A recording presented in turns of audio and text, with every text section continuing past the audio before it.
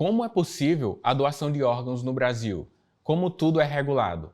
Como é decidido para quem vai o órgão ou tecido doado? Se você tem essas dúvidas, provavelmente assistiu ao vídeo anterior do canal sobre morte encefálica ou passou por alguma situação em que se viu de frente com essa possibilidade, ou até mesmo viu alguma notícia no jornal, na internet. Se você tem essa dúvida, se esse tema é um tabu aqui no Brasil e você quer entender mais sobre ele, é só ficar aqui no vídeo de hoje, você vai entender como esse processo funciona.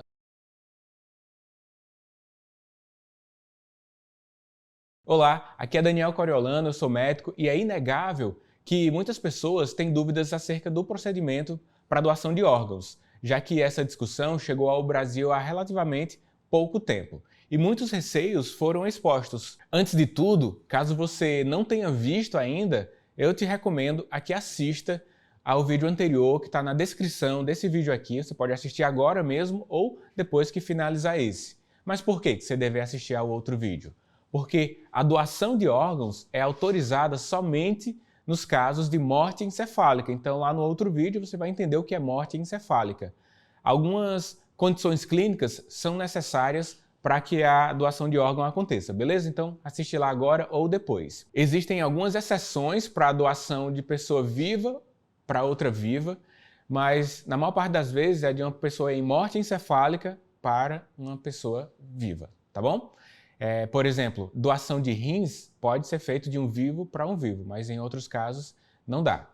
O Brasil, através do SUS, possui o maior programa público de doação de órgãos. O SUS financia 88% dos custos do procedimento. O Brasil fica atrás apenas dos Estados Unidos em número de transplantes. Impressionante, né? Quem autoriza a doação de órgão após o fechamento do protocolo de morte encefálica no Brasil é alguém da família. Nenhum documento por escrito antes de morrer é válido para deixar expressa a vontade de doar os órgãos. Dessa forma, é necessário deixar bem claro para a família, desde a sua tomada de decisão ao seu desejo, pois essa é a única forma que vai fazer com que a sua vontade seja cumprida aqui no Brasil. A autorização deve ser dada por um cônjuge, algum companheiro ou parente consanguíneo maior de idade. Existem inclusive diversos movimentos pelo país que estimulam a divulgação de informações sobre o tema.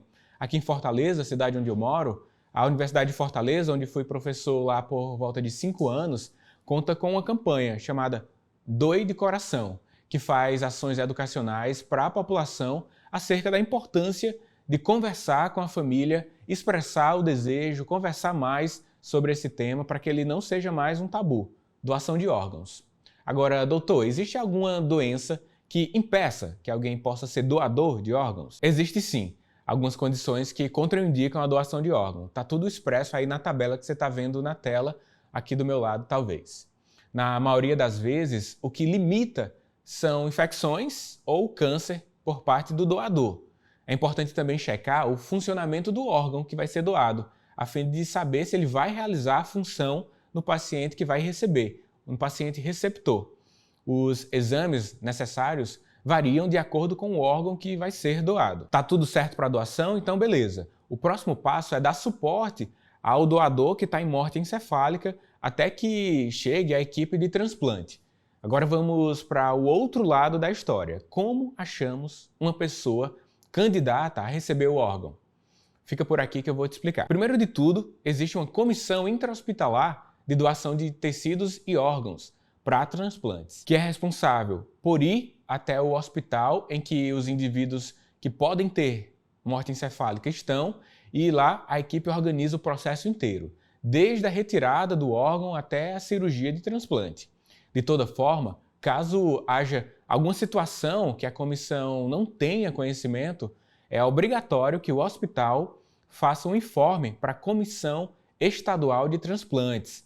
Essa comissão, esse órgão, entra em contato com o Sistema Nacional de Transplantes, o SNT, que é responsável por aceitar o órgão e encontrar um receptor previamente cadastrado. O SNT organiza tudo, verifica as prioridades do receptor de acordo com alguns critérios clínicos já bem pré-estabelecidos. Após toda a burocracia, finalmente a equipe de cirurgia é acionada para a realização da cirurgia de remoção do órgão e ele é imediatamente transportado até o local onde o receptor está, que realiza, portanto, a recepção desse órgão com a menor chance possível de que ele seja rejeitado. Por isso precisa de rapidez. Os familiares do doador recebem o corpo todo recomposto do indivíduo para que possa fazer o velamento, né? Ter o seu processo de luto. Isso de uma forma rápida e digna. É assim que tudo acontece. Se você gostou de entender mais sobre essa questão de transplante de órgãos, deixe o like aqui nesse vídeo, inscreva-se no canal e assim você vai ajudar a que possamos crescer juntos. Tem alguma dúvida adicional sobre o tema? Coloque aqui na área de comentários. Caso ainda haja alguma pergunta, eu posso responder no formato de texto ou ainda gravar outro vídeo sobre o tema. Lembre de seguir lá no Instagram também, @DanielCoriolanoMD. E se você quer apoiar o canal, patrocinar os conteúdos aqui, clique em Seja Membro. Há um botão logo abaixo do vídeo, você vai ver as opções de benefícios. Aqui, Daniel Coriolano, forte abraço, a gente se encontra no próximo.